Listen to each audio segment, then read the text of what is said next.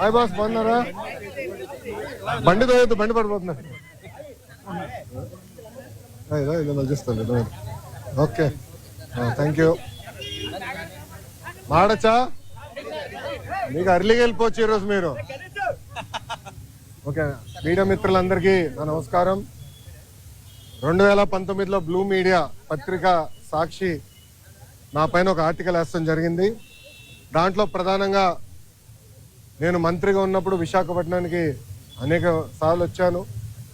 లాంజ్లో నా పైన దాదాపు 25 లక్షల రూపాయలు ఆనాటి తెలుగుదేశం పార్టీ ప్రభుత్వం ఖర్చు పెట్టిందనే వార్త వేస్తాం జరిగింది. అప్పుడే నేను లీగల్ నోటీస్ కూడా జారీ చేశాను.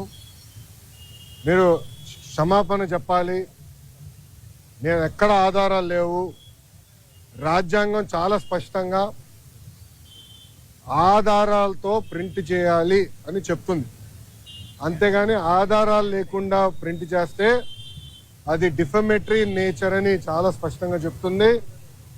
మీరు ఎట్టి పరిస్థితుల్లో రిజైండర్ ప్రింట్ చేయండి అని ఆనాటి సాక్షి కానివ్వండి, అదేవిధంగా దేశవ్యాప్తంగా ప్రింట్ అయ్యే ప్రతి వారం ప్రింట్ అయ్యే మ్యాగజైన్ ద వీక్ కూడా మనం నోటీసులు జారీ చేస్తాం జరిగింది.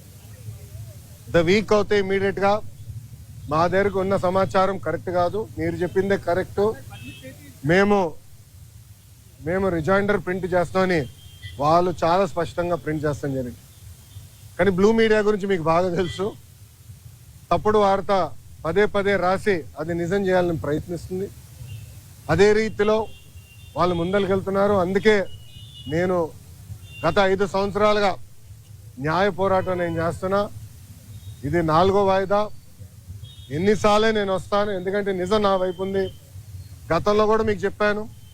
ఈ రోజు కూడా మంత్రి హోదాలో నేను వచ్చినప్పుడు పార్టీ ఆఫీసులో బస్సులో పడుకొని సొంత భోజనం నేను తింటున్నా తప్ప ప్రభుత్వం దగ్గర నుంచి కనీసం ఒక్క వాటర్ బాటిల్ కూడా నేను తీసుకోవట్లేదు. నేను ఇక్కడికి వచ్చిన వాహనం కూడా నా సొంత వాహనం, దాంట్లో డీజిల్ కూడా పోసుకుని నా సొంత నిధులతో, ఎక్కడ ప్రభుత్వం పైన ఆధారపడకూడదని మా తల్లి భువనేశ్వరి గారు నాకు చిన్నప్పుడు నేర్పించారు. అదే రీతిలో ముందరకెళ్తున్నా. ఎట్టి పరిస్థితుల్లో ఈ కేసు నేను లాజికల్ ఎండ్కి తీసుకెళ్తాను. ఎన్నిసార్లు వాయిదాలు వేసినా నాకు ఇబ్బంది లేదు, ఎన్నిసార్లు రమ్మన్నా నాకు ఎలాంటి మొహమాటం లేదు. ఎందుకంటే నేను తప్పు చేయలేదు. నిజం గెలిచేదానికి కొంచెం ఆలస్యమైనా నిజం గెలుస్తుందని బలంగా నమ్మే వ్యక్తిని. గతంలో కూడా నేను చూశాను. నాకు నేను కట్టుబడి ఉంటాను. ఇప్పుడు మీడియా మిత్రులు కానీ ప్రశ్న ఉంటే సమాధానం